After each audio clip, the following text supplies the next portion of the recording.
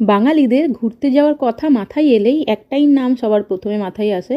ভিডিওটা দেখে আপনারা নিশ্চয়ই বুঝতে পারছেন কোন জায়গার কথা বলছি। হ্যাঁ, এটা দার্জিলিংয়ের কথাই বলছি। খুবই কম খরচের মধ্যে ফুল ফ্যামিলি মিলে খুব ভালো মতো ঘুরে আসা যায় এই দার্জিলিং থেকে। দার্জিলিংকে পাহাড়ের রানী বলা হয়। কেন বলা হয় সেটা আপনারাও জানেন। মনমুগ্ধ করা পরিবেশ, কুয়াশার পেছনে লুকিয়ে থাকা পাহাড়, এত সুন্দর ওয়েদার, যার কারণে ওখানে গেলে মনটা একদম ভরে ওঠে। ইউটিউবে অনেক ভিডিওই পেয়ে যাবেন যে দার্জিলিং কিভাবে গেলে সুবিধা হবে, এবং এটা আমি আর বলছি না কোন ট্রেনে গেলে সুবিধা হবে কি অসুবিধা হবে, কারণ সেটা আপনারাই দেখে নেবেন। আমরা কোন ট্রেনে গেছিলাম বা কিভাবে গেছিলাম সেটা বলবো। আমরা দুর্গাপুর থেকে এনজেপি যাচ্ছি। প্রথমে দুর্গাপুর থেকে আমরা এক্সপ্রেস ট্রেন নিয়ে বর্ধমান গেছিলাম। বর্ধমান থেকে আমাদের শতাব্দী এক্সপ্রেস ছিল। শতাব্দী এক্সপ্রেসে করে আমরা এনজেপিতে নামবো। আমরা প্রথমে ভাবিনি যে ভিডিও বা ব্লগ বানাবো, যার কারণে এইসব ভিডিওগুলো আমরা করিনি, ট্রেনের ভিডিও বা কিভাবে যাচ্ছি সেই ভিডিওগুলো। কারণ আমরা ওখানে দার্জিলিং ঘুরতেই প্রথমে যাইনি। আমরা গেছিলাম, এখানে আমার হাজব্যান্ডের স্ট্রেংথ লিফটিং কম্পিটিশান ছিল শিলিগুড়িতে, সেখানেই গেছিলাম। সেখান থেকে ভেবেছি যে একটু দার্জিলিং ঘুরে আসি, সেই কারণে কিন্তু আমরা ভিডিওটা জাস্ট হালকাভাবে বানিয়েছি। দার্জিলিং যাওয়ার প্রথম দিন কিভাবে আমরা গেছিলাম, এনজেপি থেকে আমরা টোটো করে চলে গেছিলাম তেনজিং নর্গের বাস স্ট্যান্ডের পেছন দিক দিয়ে আমাদেরকে ঢুকিয়েছিল টোটো। কোনো জায়গায় ঘুরতে গেলে হোটেল বুক করা সবথেকে বড় একটা ঝামেলা। ওখানে গিয়ে খুঁজে বুক করাটা খুবই প্রবলেমেটিক। আমরা কিভাবে হোটেল বুক করব সেটাই আপনাদেরকে দেখাবো। ভিডিওটা কিন্তু খুবই ইনফরমেটিভ, একদমই স্কিপ করবেন না, তাহলেই কিন্তু পুরোটা বুঝতে পারবেন। এখান থেকে আপনারা হোটেল বুক করে, এবং ঘোরার প্যাকেজও আছে এখানে, সেটাও বুক করে নিতে পারেন। আমরা এখান থেকেই কিন্তু বুক করেছিলাম। এটা আপনারা কিভাবে যাবেন সেটাই বলবো। এটা হলো তেনজিং নর্গের যে বাস স্ট্যান্ড আছে তার পেছন দিকে অনেকগুলো কিন্তু ট্যুর অ্যান্ড ট্রাভেলসের অফিস আছে, সেখানেই কিন্তু আপনারা হোটেল বুকিং করে নিতে পারবেন। এবং এটাতে সুবিধা হলো কি, দার্জিলিং গিয়ে হোটেল আপনাদেরকে খুঁজতে হবে না, এবং রেটটা কিন্তু সব জায়গাতেই সমান, এখানেও কিন্তু সমান, একটু আপনারা বার্গেনিং করে নেবেন। হোটেলটার নাম হচ্ছে হোটেল মেফেয়ার। আপনারা হয়তো ভাবতে পারেন যে এখান থেকে বুক করলে রেটটা বেশি লাগবে, সেরকম কিন্তু কোনো ব্যাপার নেই। কারণ আমরা পুরো ইউটিউব খুঁজেছি, সব জায়গাতেই কিন্তু দেখেছি। ইউটিউবে যাওয়ার আগে আমরা অনেক ইউটিউব ঘেটেছি, সব জায়গাতে কিন্তু রেটটা সমান। এক এক সময় এক এক রকম একটু বাড়ে কমে সিজন হিসাবে, কিন্তু রেটটা পুরো সমান। আপনি যদি ওখানে গিয়েও হোটেল বুক করবেন তো একই রেটই পাবেন, একটু বার্গেনিং করে নিতে হবে, কম বেশি একটুও হবে। এখান থেকে আপনারা গাড়িও বুক করে নিতে পারেন ঘোরার জন্যে, সমস্ত রকম কিন্তু ফেসিলিটি এখানে আছে। আর রুম ভাড়া হলো, আপনারা যদি ফুডিং নিয়ে করতে চান তাহলে মাথা পিছু 1000 টাকা করে পড়বে। আর যদি আপনারা লাঞ্চ ডিনার এগুলো যদি না নেন তাহলে কিন্তু ওই 750 থেকে 800 টাকা করে মাথা পিছু পড়বে। অ্যাকচুয়ালি আমরা শিলিগুড়িতে 2 দিন ছিলাম, তো ওখানে আমরা হোটেল ম্যানেজারে বা যারা চেনা পরিচিত ছিল জিজ্ঞাসা করলাম যে কীভাবে গেলে বেশি ভালো হবে দার্জিলিং।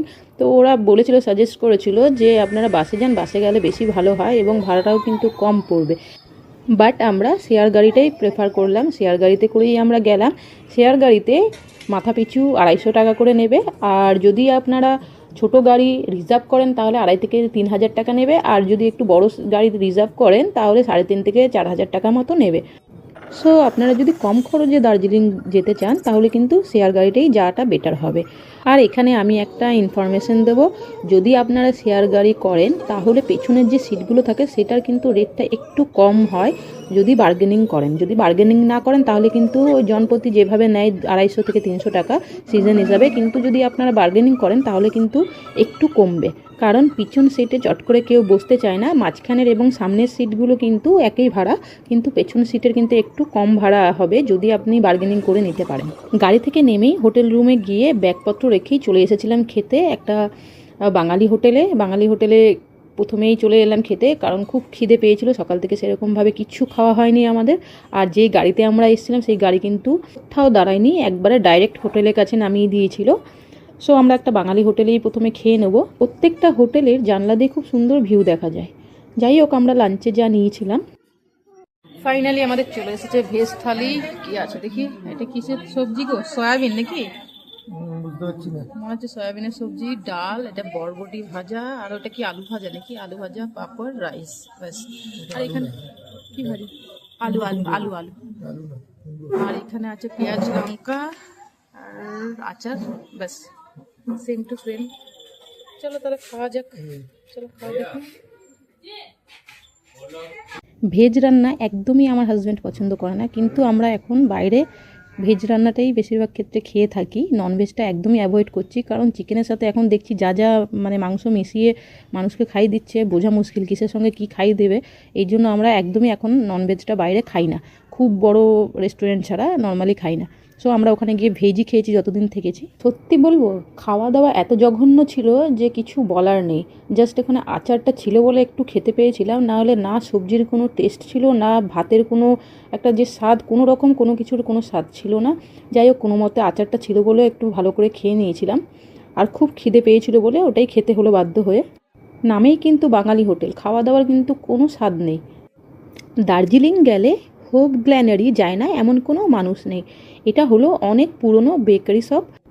লাঞ্চ করে হোটেল রুমে গিয়ে রেস্ট নিয়েছিলাম সন্ধে পর্যন্ত, কারণ প্রচুর টায়ার্ড ছিলাম। এর জন্য সন্ধেবেলায় আমরা বেরিয়ে পড়েছিলাম একটু ম্যাল রোড ঘুরবো বলে। তার জন্য প্রথমে চলে এলাম গ্ল্যানারিতে। সেখানে যাব না সেটা তো কখনোই হয় না। 100 বছরের পুরনো বেকারি শপ, নাম খুবই শুনেছিলাম এবং খাওয়ার নাকি খুব ভালো, মানে পেস্ট্রি কেক টেক নাকি খুবই টেস্টি হয় খেতে। যাই হোক, আমরা গিয়ে নিয়ে নিলাম কিছু পেস্ট্রি নিয়েছিলাম, কিন্তু সত্যি বলবো খেতে খুব ভালো ছিল বলবো না, মোটামুটি ছিল, খুব ভালো ছিল না। আর ওখানে যাওয়া মানেই হলো পয়সা খাওয়া। হ্যাঁ, ওখানে যে বেলকনি আছে তার ভিউটা খুব সুন্দর লাগে, ওখানে বসে যদি খাওয়া হয়। কিন্তু আমরা যেদিন গেছিলাম তখন থেকে কন্টিনিউ বৃষ্টি হচ্ছিলো, যার জন্য খুব ভালো আমরা ঘুরতেও পারিনি। তাও আমরা বেলকনিতেই বসেছিলাম, সেখান থেকে কিন্তু খুব সুন্দর ভিউ দেখা যাচ্ছিলো। খুব ভালো কিন্তু টেস্ট ছিল না পেস্ট্রিগুলো। তো যাই হোক, ওখানে যারা যাচ্ছেন তো যে কোনো জিনিসের প্রচুর দাম, মানে ওখানে যাওয়া আর খাওয়া মানেই হলো পয়সা খাওয়া, আর কিচ্ছু না। কিন্তু হ্যাঁ, তাও সবসময় তো সবাই দার্জিলিং যেতে পারে না সবাই দার্জিলিং যেতে পারে না। সবসময় যাবে বা ঘুরতে যাবে বা খেতে যাচ্ছে সেটা তো ব্যাপার নয়। যাওয়া হচ্ছে একবার, হয়তো যাওয়া হলো, সেখানে গিয়ে ট্রাই করা যেতেই পারে। আমরা এই 3টে পেস্ট্রি নিয়েছিলাম, তার দামই 300 টাকার ওপরে ছিল। খাবার দাবার খুবই কস্টলি, কিন্তু খেতে খুব একটা ভালো না। আমাদের তো ভালো লাগেনি। হ্যাঁ, এটাও ঠিক যে আমাদের ভালো লাগেনি বলে আপনাদেরও ভালো লাগবে না সেটা নয়, কিন্তু একবার অবশ্যই গিয়ে দেখতে পারেন। এখানকার খেতে খেতে ভিউটা কিন্তু খুব সুন্দর দেখতে, টাইম স্পেন্ড করার জন্য খুব ভালো একটা জায়গা। যেহেতু খুব বৃষ্টি পড়ছিল এই জন্য বেলকনি পুরো ফাঁকা ছিল, দেখুন একদম ফাঁকা। একটু বৃষ্টি আমাদের গায়েও ছিটে ছিটে পড়ছিল, যেহেতু ওপরটা পুরো ফাঁকা এই জন্যে। যাই হোক, খাওয়া দাওয়া সেরে কিছুক্ষণ সময় কাটিয়ে সুন্দর ভিউর সঙ্গে চলে এলাম আমরা বাইরে। আপনারাও যান, খান এবং সুন্দর সময় কাটান। ওখানে সময় কাটানোর জন্য খুব ভালো একটা জায়গা। এইখানে কিছু আমি বলবো, দার্জিলিং গিয়ে অনেক সময় কি হয়, আমরা হোটেল খুঁজতে ব্যস্ত হয়ে যাই, ইউটিউব দেখে অনেক সময় কল করি। যারা প্রথম দার্জিলিং যাচ্ছে তাদের কিন্তু খুবই অসুবিধা হয় যে কীভাবে হোটেল বুক করলে সুবিধা হবে। অনেক সময় আমরা ইউটিউব দেখে কল করে চেষ্টা করি বুক করার, কিন্তু অনেক সময় হয়, অনেক সময় হয় না বললেই বেশিরভাগ ক্ষেত্রে চলে। কারণ আমরাও সেই জিনিসটা করেছিলাম, ইউটিউব দেখে অনেক জায়গায় কল করেছিলাম, অনেক জায়গায় রিসিভ করেনি, অনেকে তো ফোন মানে আউট অফ রিচ, কোনো সময় কলিংও হয়নি। সো আমরা একটু টেনশনেই ছিলাম যে প্রথমবার যাচ্ছি, কী হবে না হবে, কীভাবে হোটেল বুক করব, কীভাবে কী করব। পুরো ভিডিওটা যদি আপনারা খুব ভালো করে দেখেন, কোথাও স্কিপ না করে, তাহলে কিন্তু কোনো অসুবিধাই হবে না আপনাদের। হোপ গ্ল্যানারির ভেতরে বেশ কিছুক্ষণ সময় কাটিয়ে বাইরে চলে এলাম। প্রচুর বৃষ্টি পড়ছিল, সবাই দেখুন ছাতা নিয়েই যাচ্ছে, কিন্তু তাও দেখুন যেখানে সেলফি পয়েন্ট সেখানটা কিন্তু প্রচুর ভিড় ছিল। আর এই ভিড়ের মধ্যে ফটো তোলার তো কোনো মানেই হয় না। আমি তো কোনো রকম ফটো কিচ্ছু তুলিনি। তার অপোজিট সাইডে আছে টি জাংশন, সেখানে আমরা ঢুকে গেছিলাম। কারণ কি, আমার হাজব্যান্ডের চা এতই পছন্দ, দার্জিলিং গিয়ে যে চা খাবে না তা তো হতেই পারে না। সেখানে কিন্তু চায়ের দামটা অনেক কস্টলি ছিল, অনেক রকম ভ্যারাইটিস চা ছিল এবং কফিও ছিল ওখানে।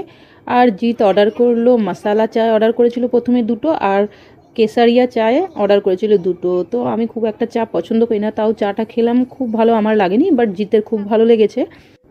কারণ চা খুব একটা পছন্দ করি না আমি, এই জন্য আমার কিন্তু ভালো লাগেনি অতটা। আর ওখানে কিন্তু আপনারা গিয়ে ট্রাই করতে পারেন, ভ্যারাইটিস চা আছে ওখানে। মালাই চাটা দাম নিয়েছিল 50 টাকা করে, আর কেসারিয়া চাটা কিন্তু 70 টাকা করে দাম নিয়েছিল। আর লিস্টটা আপনাদেরকে আগে দেখিয়ে দিয়েছি। কেসারিয়া চাটা কিন্তু খেতে বেশি ভালো ছিল মালাই চাটার থেকে।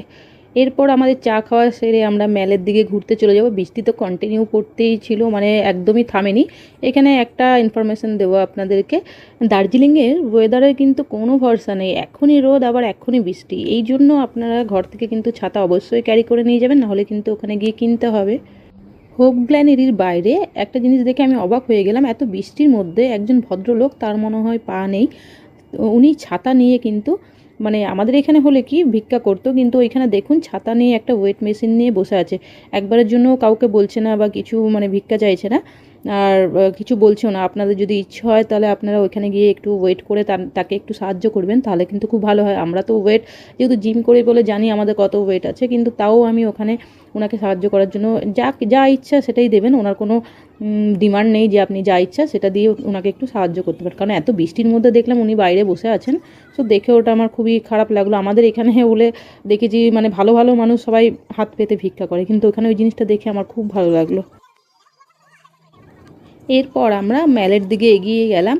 ম্যালের ওখানে তো সেরকম কিছুই দেখা গেল না, এত বৃষ্টি, প্রচুর পরিমাণে কুয়াশা। কিন্তু একটা জিনিস খুব ভালো লাগলো, হঠাৎ করে দেখলাম প্রচুর কুয়াশা ভর্তি হয়ে গেল। আর ওখানে একটা পয়েন্ট আছে যেখান থেকে আপনি ভিউ খুব সুন্দর দেখতে পারবেন, কিন্তু আমরা গিয়েও খুব ভালো ভিউ দেখতে পারিনি, কারণ বাইরেটা প্রচুর পরিমাণে কুয়াশা ভর্তি ছিল। দেখুন কিচ্ছু দেখা যাচ্ছে না।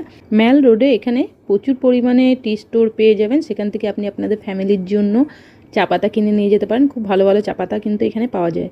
ফাইনালি ম্যাল রোড ঘুরে আমরা চলে গেছিলাম রুমে গিয়ে ফ্রেশ হয়ে খাওয়া দাওয়া করে নেবো। সো আজকের মতো এখানেই সমাপ্ত। দেখা হবে পরের ভিডিওতে। Tata, bye bye and take care.